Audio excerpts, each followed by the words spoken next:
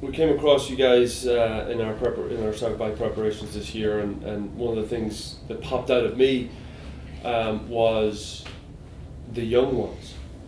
They weren't music; it was a TV show. Oh yeah. But Bottom is like one of our favourite. What does that make you? What does that make you say? I mean, I'm like. Yeah, I love the young ones and Bottom. Like, yeah, Rick Mayall's Rick Mayall and Adrian Edmondson are like huge influences on us. Yeah. Like we watch Bottom so much. Is that part of the show? Is that kind of part of the show? Like it's like that performance. You gotta. Where are you from? Where's the accent from? Kent. Yeah. Is it? Are they the same?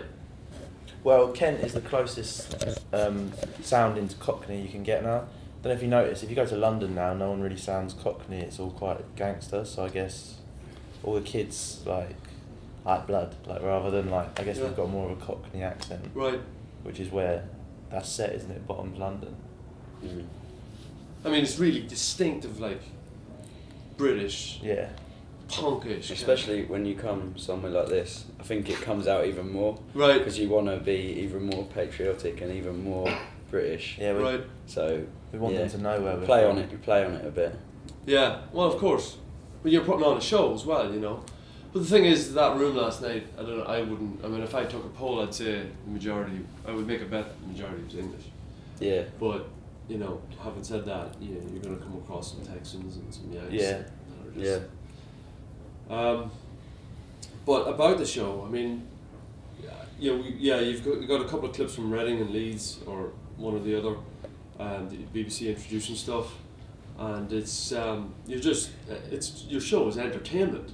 It's pure entertainment. It's just as much performance as it is music. Consciously designed like that.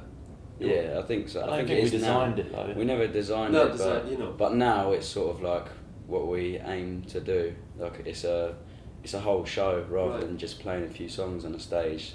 Like if someone's paid to come and see you, I want to make sure they go away like smiling and happy with an experience to remember. That was going to be my follow-up. I came away, I was laughing a lot, but in a good way. Yeah, that's great. In a really good way. That's what we want. I was really entertained from A to Z, and my follow-up is some of the angriness of punk when you want to convey something.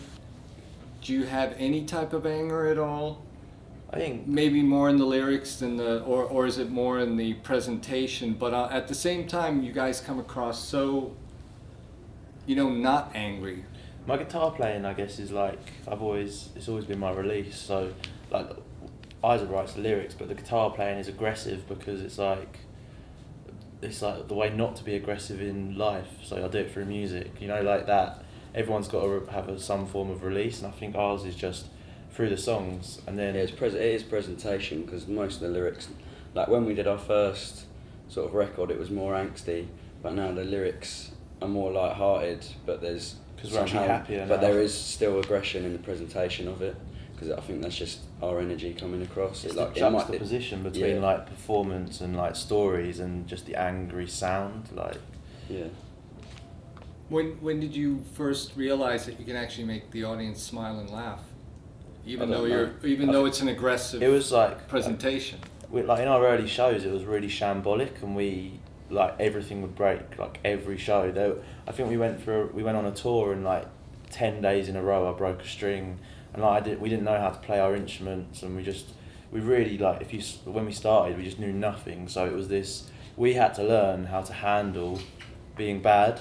So like everything would go wrong, and it like toughened us up to the point where we could just talk to the crowd. It was a way of avoiding, like, whilst I'm fixing my pedals, Isaac's telling a story. It wasn't like that at the start though. We didn't used to say much at all. Like I used to be really static and not even really look at the crowd. But then I don't know, all of a sudden we just became really comfortable, as Laurie said, like because everything was going wrong.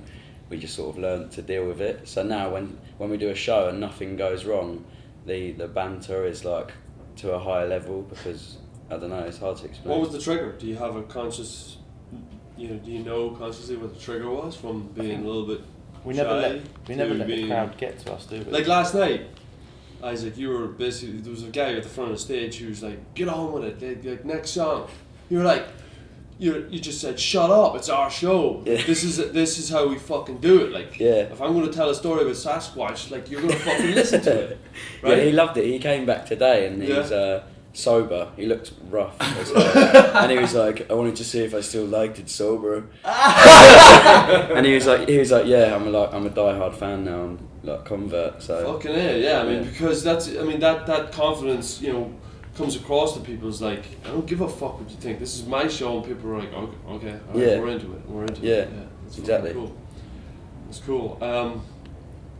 So the style as well goes with everything. Was that there originally as well? I mean, you got some videos with ties and these clips. We we like to dress smart. Yeah, I think.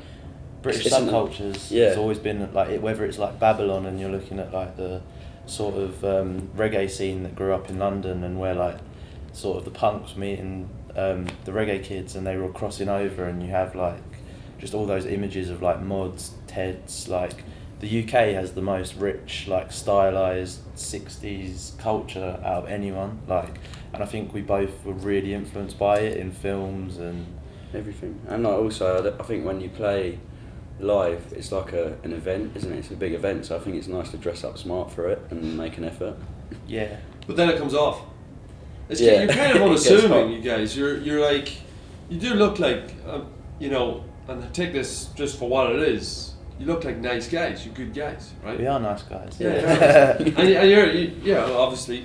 But then there's the music, and then there's the wife beater comes out and fucking shirt comes off and tattoos are out and it's like you're saying it's that subculture. It's like It's nice to start smart, but then it becomes, when you start playing, it becomes like a very primal experience. Right. I think especially because I'm standing up drumming and just sort of beating the crap out of them. It's just it all becomes very primal and it's more comfortable when you've got less clothes on. But it was never conscious. It wasn't like we're going to do this to make sure that it looks like, oh, we're really nice, bang. It was just like really natural. It just happened. We were both interested in fashion, and in earlier bands we were like the two that dressed the same. And then I think when we first started the band, we both really wanted to dress like, I don't know, like mods or something, but you sort of like want to have a gang to do it with. Yeah. So when we started the band, we sort of just fed off each other and became more and more like stylized because we did it together rather than trying to do it on your own. It's just weird. So we sort of like used each other to get more and more into the way it looked, and then it just